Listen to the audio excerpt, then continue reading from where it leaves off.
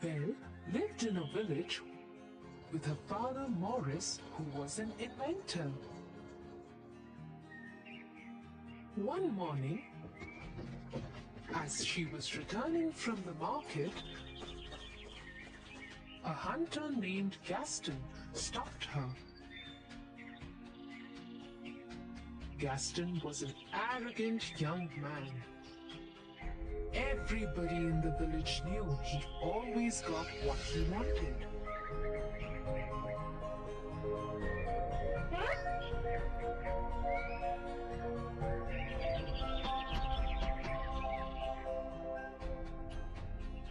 But no one ever dared stand up against him because his father was the village head. The only person who paid no attention to Gaston was Belle. But Gaston was obsessed with her and wanted to marry her. Belle, let me walk you home. Oh, Gaston, no, thank you. I can go home myself. I insist. I have to talk to your father about something important too. Belle continued walking, ignoring Gaston, who started walking with her.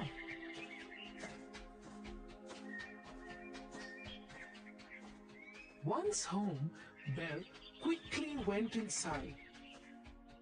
Morris, Morris, come out. I have to talk to you. What is it? It is your lucky day. I am going to marry Belle. You have lost your mind. Go away, Gaston. Belle is never going to marry you. Just then, there was a loud explosion in Morris's lab, and he took off towards it. Belle also ran towards her father's lab. Seeing that there was no one he could push around, Gaston left.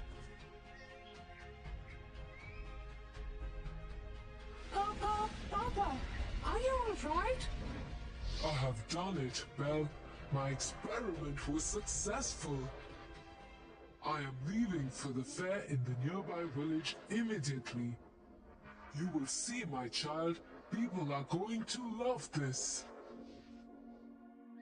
And so Morris leapt on his horse Philip and rode off.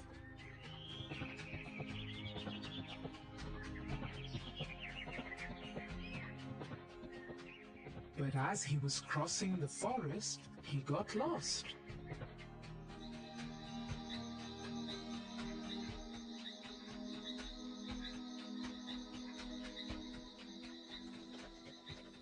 After a few hours, Philip and he landed in front of a huge, lonely castle. There was no one in sight, so Morris tied Philip to a pole at the entrance and went inside the castle. It was pitch dark inside. A few candles were lit in the corners. Hello? Is anyone here? I am lost. Can you help me? A large shadow came across the wall. As it came into light, Morris saw that it was not a man, but a huge, angry beast with an ugly scar across his face. How dare you enter my castle? You need help? I will help you. I'm sorry. I will leave immediately. And Morris started running back the way he had come. But the beast got him and started dragging him. He took him down the staircase and locked him in the dungeon. Please, please let me go. Please let me go. You will stay here forever. This dungeon is your world now.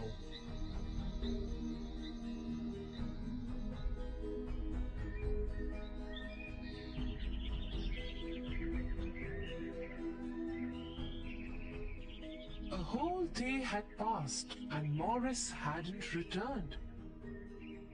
Belle got worried and decided to go to the nearby village to look for her father.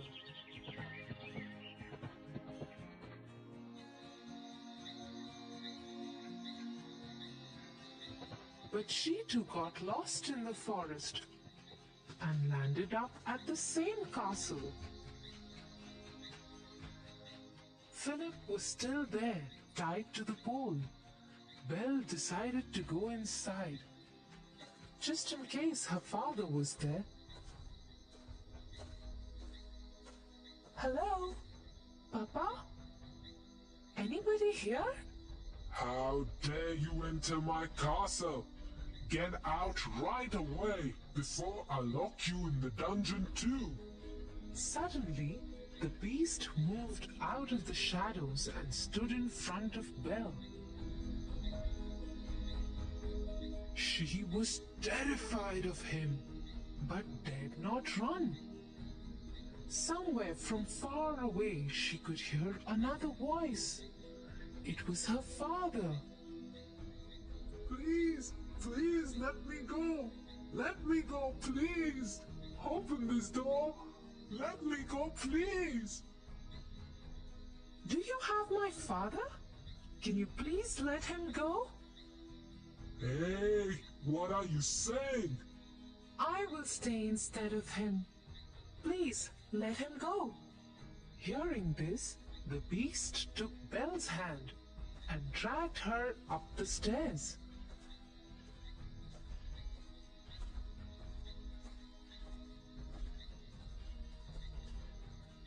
He led her into a huge room. So be it. Your father is free, and you shall be my prisoner forever. And so it was. No matter how much Morris protested, the beast threw Morris out of the castle and into the forest with Philip.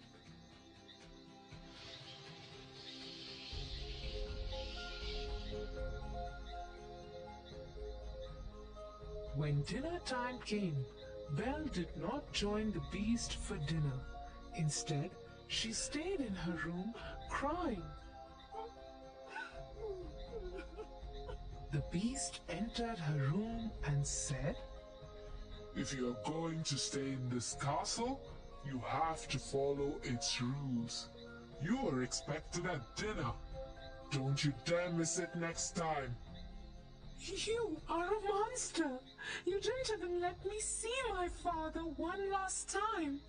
Go away! I hate you! Seeing Belle heartbroken, the beast felt bad. He pulled out a hand mirror from his coat and gave it to her. In the mirror, she would be able to see whomever she wanted to see at that moment. Belle looked into the mirror and saw her father finally leaving from the castle and riding into the forest. But to her horror, she saw he and Philip had suddenly been attacked by a pack of wolves.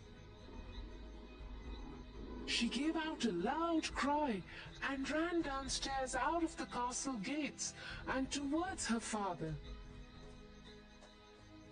Soon, she found herself and her father Morris surrounded by ferocious wolves. Just as the wolves were about to attack Belle, a large paw grabbed one of them by the neck and threw it away. The wolves now turned on the beast, who had decided to follow Belle and help her save her father. The beast scared them off, but not before they had bit into his arm and injured Morris too. He put Morris on Philip, who took off riding as soon as his master was secure. The beast tried to walk towards the castle, but fainted and fell.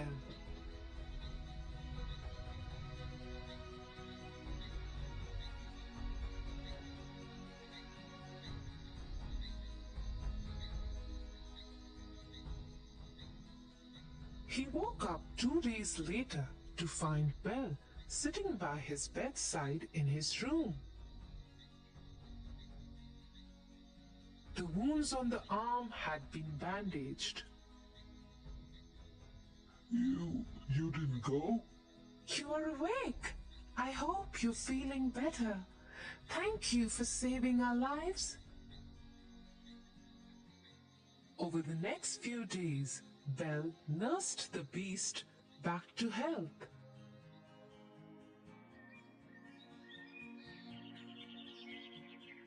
As they spent time together, Belle realized that he wasn't as mean as he appeared to be the first day they had met. In turn, the beast learned to change his ways and became gentler and kinder.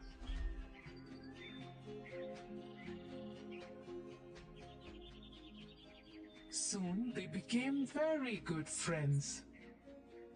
One day, Belle asked the beast if she could see her father in the mirror. The beast agreed and gave her the mirror.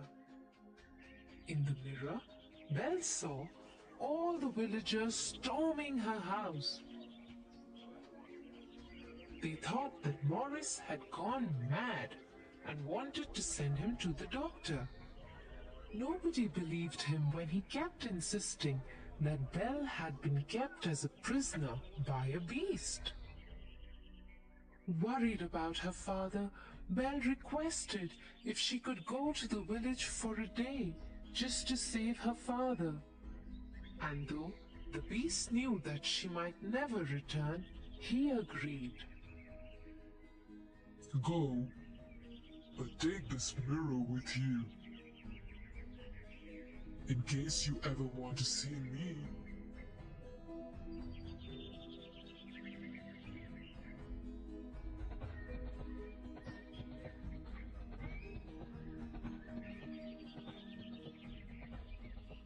Once Belle reached her house, she stood between her father and the villagers and tried to explain the truth.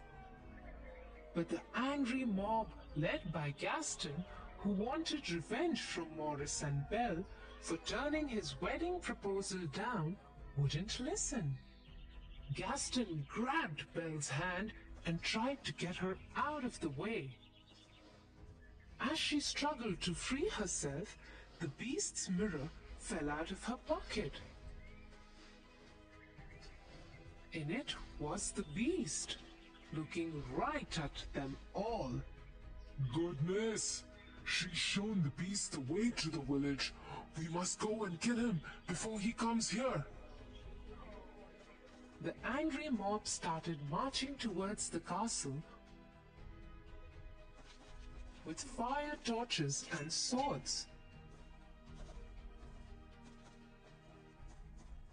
They left behind Morris and Belle locked up in their house. Soon they stormed the castle gates. Gaston went upstairs and challenged the beast to a fight. But the beast had had a change of heart. He did not wish to fight, so he came out of the balcony unarmed and tried to talk to the villagers.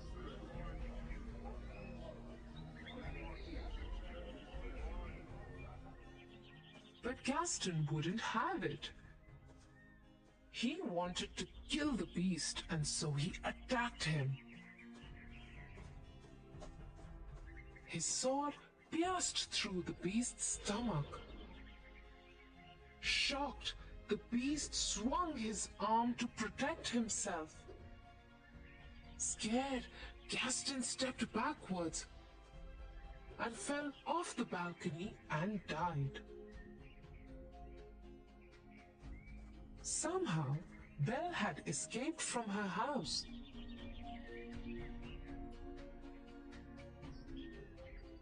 And reached the balcony just as the beast fell on the floor. I love you, Belle. I love you too. Please don't go. Suddenly, the castle lit up with thousands of candles as Belle still lay crying by the beast. He turned into a handsome young prince. Belle, it's me. You freed me from the witch's spell. To break the spell, I had to love and win the love of another. You loved me even though I was a beast. You saved me, Belle. You saved me. It really is you? As they hugged each other, they saw the rest of the castle and the forest bloom with beautiful trees and flowers.